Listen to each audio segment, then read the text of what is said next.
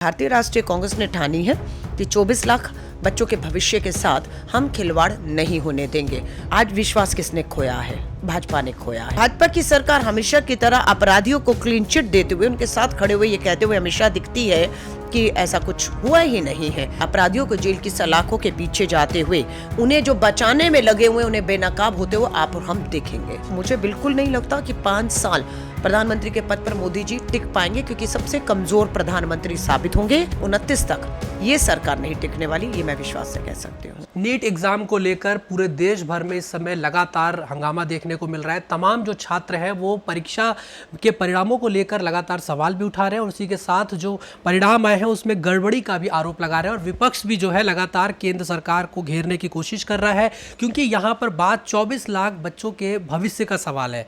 अब ऐसे में आज सुप्रीम कोर्ट ने भी बड़ा फैसला दे दिया है और सुप्रीम कोर्ट इस पूरे मामले में अब जुलाई में सुनवाई होगी, लेकिन केंद्र सरकार और एनटीए दोनों को भी नोटिस जारी किया गया है और 2 हफ्ते का समय दिया गया है कि 2 हफ्ते के अंदर जवाब दाखिल करें।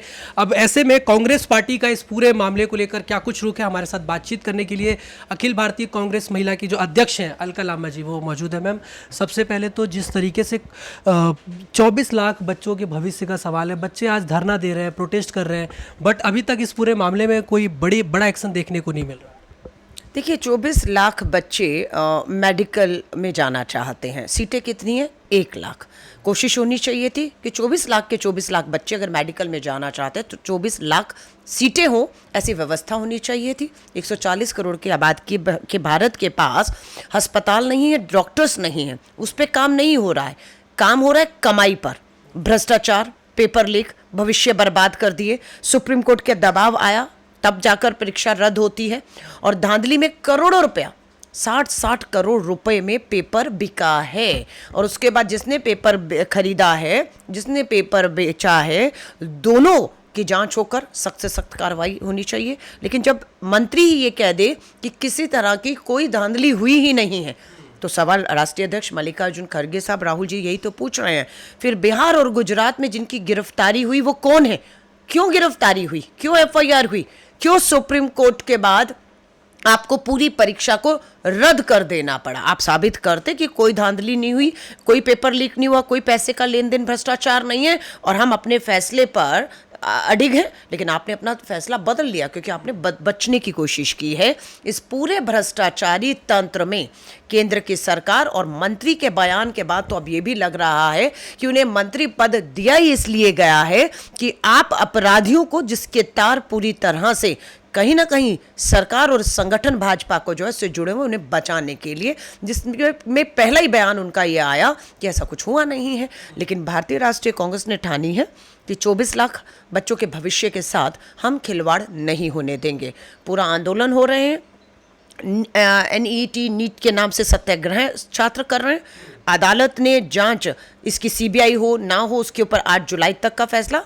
मुझे पूरा भरोसा है कि सर्वोच्च न्यायालय गंभीरता के साथ अब पैनी नज़र बनाए हुए इस पे जो है जो देख रहा है। स्वाभाविक है न्याय होगा और उस न्याय को होते हुए अपराधियों को जेल की सलाखों के पीछे जाते हुए, उन्हें जो बचाने में लगे हुए, उन्हें बेनकाब होते हुए आप और हम देखेंगे। लेकिन जिस तरीके से पेपर लीक की बात करें तो उत्तर प्रदेश में भी कई पेपर लीक हो जाते हैं।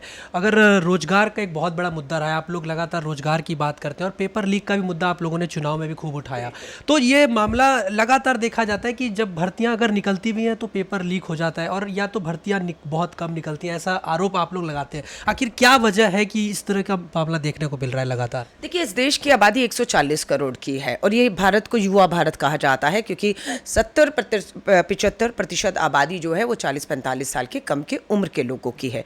और स्वाभाविक है वो नौकरी चाहता है, वो रोजगार चाहता है। और जब सरकारी नौकरी की बात आती है तो इम्तिहान देना है, इम्तिहान के लिए पेपर बनता है। पेपर जो है वो समय पर आते हुए, बिना देरी के लीक हुए बिना इम्तिहान हो जाए, इम्तिहान के बाद तुरंत बिना देरी के पारदर्शिता के साथ परिणाम भी आ जाए, ऐसा सिस्टम व्यवस्था बनानी होगी। और जो पास हो जाए उन्हें बिना समय गवाए उनकी जो भर्तियां हैं वो मिल जाए।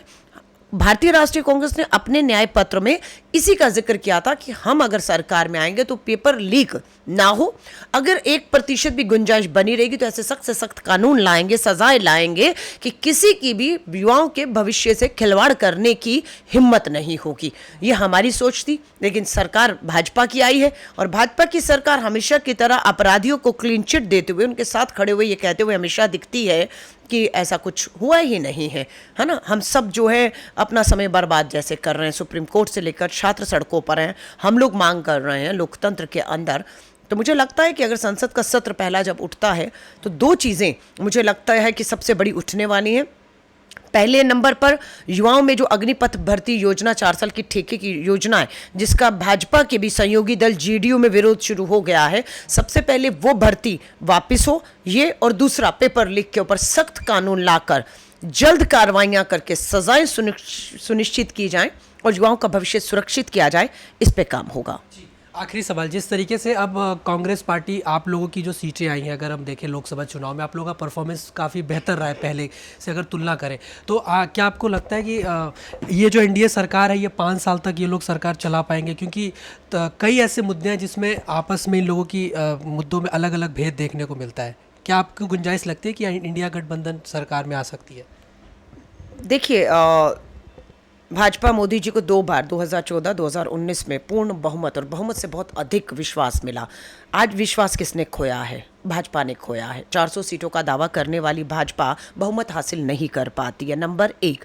विश्वास जीता किसने फिर उसके बाद? कांग्रेस 50 से हम 99 से 3 निर्दलीय भी हमारे साथ आ गए हैं। महाराष्ट्र से आप कहेंगे, लद्दाख से कहेंगे, बिहार से हमारे पास समर्थन है और 103 से लेकर 108 तक अभी बहुत से लोग आने को तैयार हैं। सो हमने विश्वास जीता है। विश्वास अगर किसी ने खोया है सरकार में और लोगों में क्यों को लेकर, वो प्रधानमंत्री मोदी जी आपने और भाजपा ने खोया है। स्वाभाविक है चंद्रबाबू नायडू टीडीपी पार्टी कहें या बिहार से जेडीयू नीतीश जी की पार्टी कहें, उन पार्टियों की विचारधारा, पूरा चुनाव जो है वो जिन मुद्दों के खिलाफ रहा है, भाजपा उसी के साथ खड़ी हुई दिखी है। चंद्रबाबू नायडू जी मुस्लिम्स को आरक्षण देने की बात करते हैं, भाजपा का स्टैंड क्या है? नीतीश जी ने अपनी विधानसभा में मुख्यमंत्री रहते हुए जातीय जनगणना कानून पास करवाया और जातीय जनगणना कराई, भाजपा उससे दूर भाग रही है। सो बात यह है कि आने वाले समय में स्पेशल पैकेज बिहार और आंध्रा को 2014 में कहा था मिलना है, 2024 आ गया, 10 साल नहीं मिला। अब नहीं मिलेगा तो क्या ये दोनों मुख्यमंत्री दोनों राज्यों के लोग इन्हें आराम से बैठने देंगे? तो स्वाभाविक है कि ये समय को देखते हुए सिर्फ कुर्सी हाथ से जाते हुए दिख रही थी, इसलिए हर तरह के समझौते मोदी जी ने कर लिए सिर्फ अपनी कुर्सी को प्रधानमंत्री की बचाने के लिए। लेकिन उनका ये सफ़र आसान नहीं रहेगा और मुझे बिल्कुल नहीं लगता कि 5 साल प्रधानमंत्री के पद पर मोदी जी टिक पाएंगे, क्योंकि सबसे कमज़ोर प्रधानमंत्री साबित होंगे, बीच में छोड़ना पड़ेगा उन्हें। और स्वाभाविक है हम लोग कभी भी मौका जब भी आएगा कि देश में सरकार जो है इनकी जाती है और हमें मौका मिलेगा, तो हम अपने न्याय पत्र को एक बार फिर से सामने रखते हुए जो दूसरे दल हैं, जो इंडिया अलायंस के हैं, जो बाहर हैं लेकिन सेकुलर सोच रखते हैं, जैसे टीडीपी की नेता की बात करिए, नीतीश जी हमारे साथ थे इंडिया अलायंस में, स्वाभाविक आने वाले समय में आप एक बड़े बदलाव देखेंगे। और मुझे लगता है कि 2029 के चुनाव आने तक देश के अंदर उससे पहले कांग्रेस इंडिया अलायंस की पूर्ण बहुमत की ईमानदार स्थिर सरकार बनी होगी और 29 में हम उन्हीं कामों को लेकर जाएंगे। लेकिन 29 तक ये सरकार नहीं टिकने वाली, ये मैं विश्वास से कह सकती हूँ। धन्यवाद। तो ये हमने बातचीत करी अलका लांबा जी से, जिन्होंने स्पष्ट कहा है कि 2029 का जो चुनाव होगा निश्चित तौर पर कांग्रेस पार्टी की सरकार बनेगी और पूर्ण बहुमत के साथ सरकार बनेगी, क्योंकि जिस तरीके से जो न्याय पत्र 2024 में लाया गया वो 2029 में जब आएगा तो जनता निश्चित तौर पर और ज़्यादा भरोसा करके कांग्रेस पार्टी को लेकर आएगी। वीडियो जर्नलिस्ट अभिमन्यु के साथ हिमांशु दुबे, डेली 24 भारत, दिल्ली।